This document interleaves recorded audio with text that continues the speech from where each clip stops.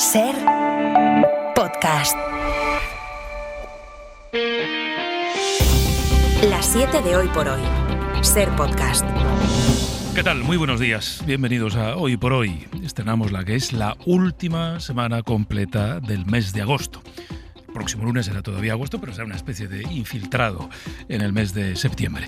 Y empezamos esta semana mirando de nuevo a la situación que se vive en Ceuta y con los ecos de un fin de semana en el que la discusión ha vuelto a rondar la situación sanitaria en esa ciudad.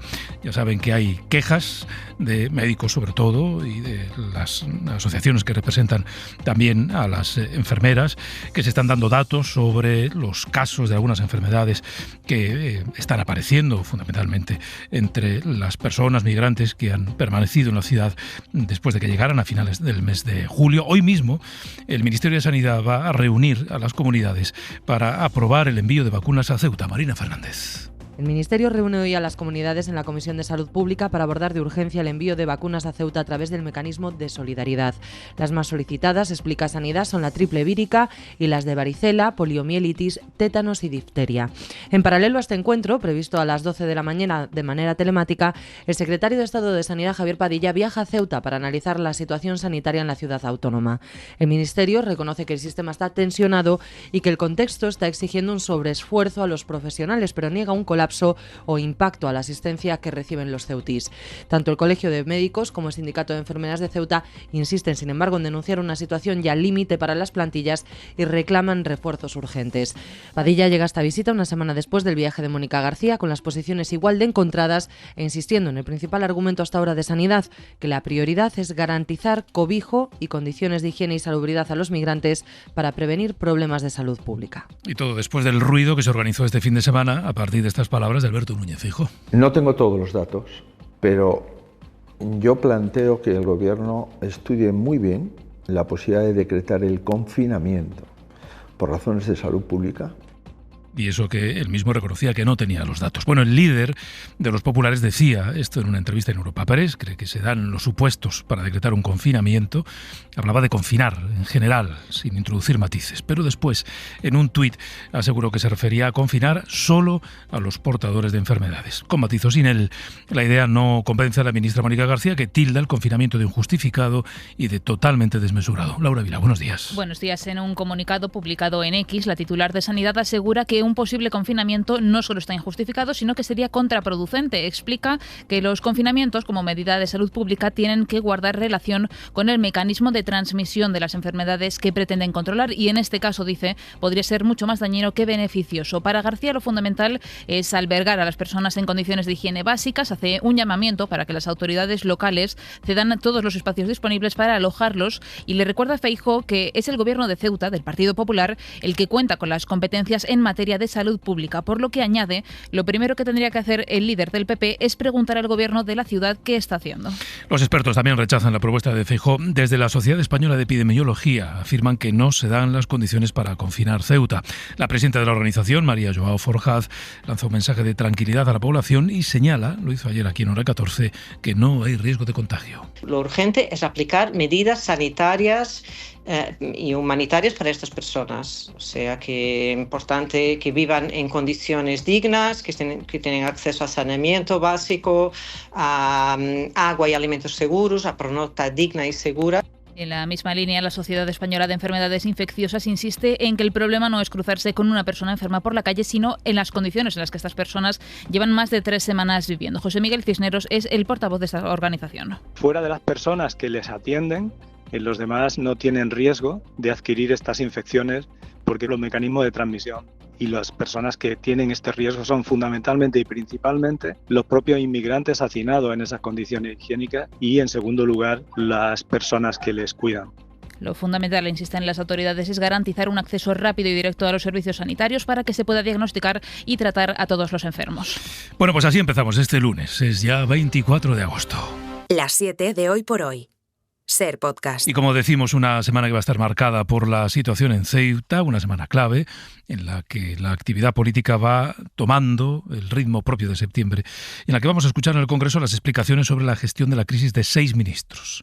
será a partir de mañana, 6 esta semana y 2 la que viene. La ministra de Defensa, Margarita Robles, va a ser la primera en comparecer en nombre del Ejecutivo mientras sigue el desfile de ministros por Ceuta. Hoy va a ser el vicepresidente primero y ministro de Economía, Carlos Cuerpo, quien visite la ciudad. Va a ser la primera vez que va allí desde finales del mes de julio, desde la llegada masiva de decenas de miles de personas, para empezar a trabajar en un plan de apoyo económico en el que está ya trabajando el gobierno y que busca ayudar, apoyar a los empresarios ceutíes que denuncian pérdidas de más de 20 millones de euros. Jordi Fábrega. La visita del vicepresidente Carlos Cuerpo se enmarca en la preparación del plan de choque para reactivar la economía de Ceuta que el gobierno aprobará en las próximas semanas. Cuerpo empieza hoy su visita con una reunión con el presidente de la ciudad autónoma y continuará con encuentros con asociaciones empresariales y agentes sociales de los que va a escuchar la situación y las reivindicaciones para elaborar ese plan. De momento, la Cámara de Comercio de la ciudad ha calculado que las pérdidas hasta finales de agosto ascenderán a más de 27 millones de euros. Y parte de esos números rojos son los que el gobierno quiere aliviar con estas medidas en las que está trabajando y que pueden incluir ayudas fiscales y también directas. El plan se ultimará tras escuchar en Ceuta de primera mano la situación de las empresas más afectadas, que son especialmente las de los sectores del comercio y de la hostelería. Sigue sin haber un número claro, un número exacto de cuánta gente se quedó en Ceuta. Son miles, sabemos que son miles, pero no sabemos cuántos miles. Hay cifras contradictorias y todavía no hay un balance oficial. Muchos de ellos van a solicitar asilo. En algunos casos, la concesión del asilo es vital. Las asociaciones de Ceuta, que se encargan de las solicitudes que están atendiendo a los migrantes, aseguran que, claro, no todos los que han huido a nuestro país escapan de una guerra, pero que muchos, pese a no venir de una guerra, sí ven cómo su vida corre peligro. Por ser activistas, por su orientación sexual o simplemente por no estar de acuerdo con las políticas de su gobierno. Lo explica Marina Pérez, que es coordinadora de la delegación situada en Ceuta de la Federación Sur Acoge. Bueno, es importante porque las personas que ahora mismo con las que nosotros trabajamos y que solicitan asilo corre riesgo su vida de volver a Marruecos. Sobre todo, en su gran mayoría son personas del colectivo LGTBI, mujeres que han sufrido maltrato en su país de origen. Pérez destaca la importancia de acompañar a estas personas en el proceso para prepararlos lo mejor posible y que no les deneguen la solicitud de asilo. Muchas veces, pues, con la situación personal con la que tú vienes desde allí, que ha sufrido violencia institucional, violencia de muchos tipos, es complicado, ¿no?, hacer un relato que refleje realmente todo lo que ha sufrido. Hoy por hoy noticias. En la crónica del mundo, esta es una nueva noche de fuego cruzado entre Rusia y Ucrania que deja al menos 9 muertos. 2 niños han fallecido, otros 7 han resultado heridos en el noroeste de Rusia y según el gobierno ucraniano 7 personas han perdido la vida en la región de Kharkov por los bombardeos rusos. Y en este contexto el presidente ucraniano advierte de que Moscú quiere redoblar esfuerzos y reclutar 300.000 soldados más para sus tropas. Corresponsal en Rusia, Javier González Cuesta. La inteligencia occidental y Zelensky apuntan a una movilización dentro de Rusia. Según el presidente ucraniano, el Kremlin prevé reclutar unos 300.000 ciudadanos tras las elecciones del 20 de septiembre, algo que niega Moscú. Según Zelensky, el reclutamiento sería fuera de las grandes ciudades para reducir el riesgo de protestas. Por su parte, fuentes de la inteligencia occidental citadas por The Wall Street Journal aseguran que las autoridades rusas han comenzado a practicar los ensayos de la movilización en varias regiones, entre ellas Kaliningrado. De momento se conocen casos de redadas en algunas provincias para intentar que los hombres firmen un contrato con el ejército, y Putin ha publicado varios decretos estos meses que facilitarían la hipotética movilización. El frente está estancado y el reclutamiento de voluntarios ha decaído este año. Sin embargo, los expertos militares rusos no tienen claro que una movilización pueda cambiar las tornas en un frente tomado por los drones. Además, dispararía la tensión dentro del país. En los últimos meses ha aumentado la salida de rusos a las vecinas Armenia y Georgia, y todo apunta a que es por el miedo a ser reclutados a la fuerza. Y la tensión aumenta también en las relaciones entre Moscú y Londres. Rusia ha retirado a su embajador en el Reino Unido para presionar a ese país para que reconsidere su apoyo a Ucrania. Habla el Kremlin de un profundo malestar con Londres, aunque dicen esto no implica romper relaciones. Una decisión que conocemos después de que Moscú amenazará a Londres de posibles consecuencias tras publicarse informaciones que señalaban que Ucrania está utilizando drones de fabricación británica para atacar objetivos rusos. Desde Londres informa Natasha Kennard. Rusia deja vacante su embajada en Reino Unido en una nueva señal del deterioro de las relaciones entre ambos países. El embajador ruso Andrei Kelin dejó el cargo el 21 de julio, después de más de 7 años, y Moscú todavía no ha nombrado un sustituto. La noticia se conoce ahora, en medio de una nueva escalada por la guerra en Ucrania. Rusia acusa a Reino Unido de profundizar su apoyo militar después de que las fuerzas ucranianas utilizaran drones fabricados en territorio británico en ataques contra Rusia. Hace unos días, el primer ministro Andy Burnham aseguró que Reino Unido seguirá apoyando a Ucrania frente a la invasión rusa. Moscú niega que quiera romper las relaciones diplomáticas, pero reconoce que los vínculos han caído a un nivel excepcionalmente bajo. Mientras tanto, la embajada rusa en Londres queda dirigida por un encargado de negocios. Ser Podcast. Y en la localidad de Alpicate, en la provincia de Lleida, los Mossos han detenido a un hombre de 40 años acusado de realizar tocamientos a un grupo de chicas durante la fiesta mayor de ese municipio, en el que la policía también mantiene abierta una investigación por una presunta agresión sexual a otra joven. Barcelona, Pau Puig. En un comunicado, el ayuntamiento ha expresado su apoyo a las personas afectadas y a sus familias ante unas conductas que ha calificado de intolerables. Aún así, sin restar gravedad a los hechos, el consistorio ha asegurado que se trata de sucesos puntuales y aislados y lamenta que se estén utilizando para generar sensación de inseguridad entre la ciudadanía. El sábado por la noche, los Mossos d'Esquadra detuvieron a un hombre de 40 años acusado de hacer tocamientos a un grupo de chicas, algunas de ellas menores de edad, en el recinto donde se celebraban los actos de la fiesta mayor. Por otro lado, la policía catalana continúa investigando una presunta agresión sexual y amenazas a una joven del municipio. Según la denuncia, 3 jóvenes habrían asaltado a la víctima con una navaja y le habrían hecho tocamientos. Hoy por hoy noticias. Ser Podcast. Vamos a echar un vistazo a lo que nos va a deparar esta semana en esta proyección que hacemos todos los lunes para tener bien clara la agenda de la información. La política vuelve a estar marcada por la crisis de Ceuta, se lo venimos contando desde primera hora. Esta semana llega al Congreso, también al Consejo de Ministros.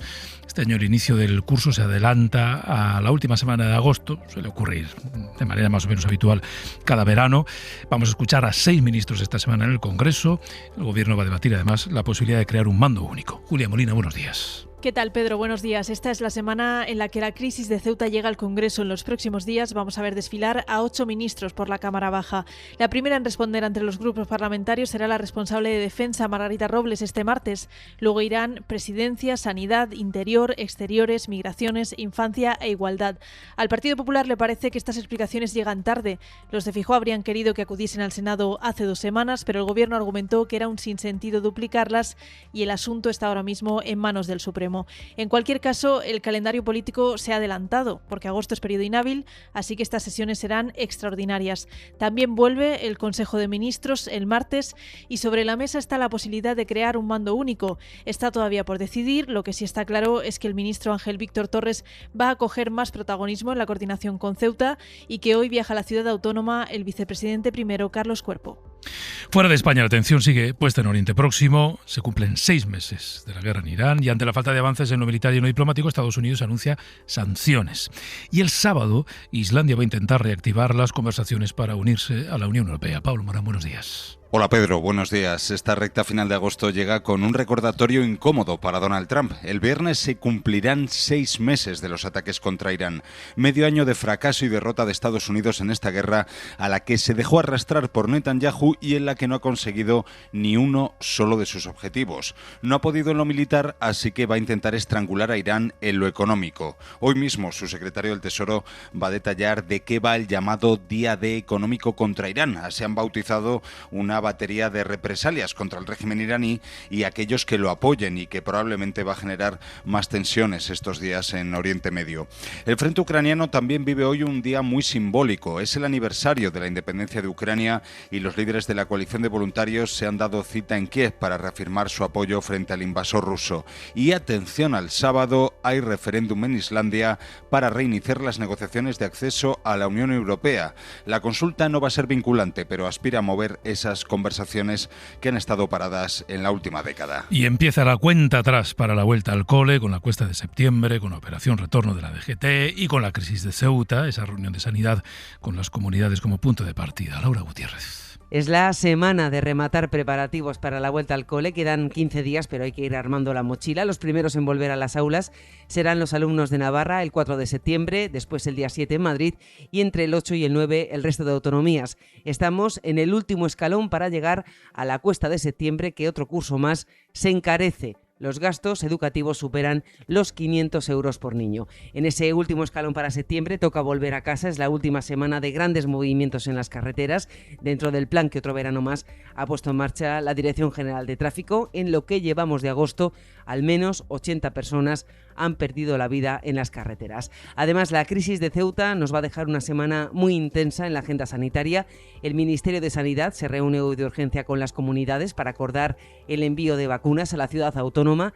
El secretario de Estado de Sanidad viajará de nuevo este lunes a Ceuta para analizar la situación y el jueves escucharemos en el Congreso las explicaciones de la ministra Mónica García. Y de la economía, en un momento de mucha convulsión en los mercados de deuda, el presidente de la Reserva Federal estrena su mandato y va a fijar prioridades en el encuentro anual de banqueros centrales de Jackson Hole. Jordi Fábrega.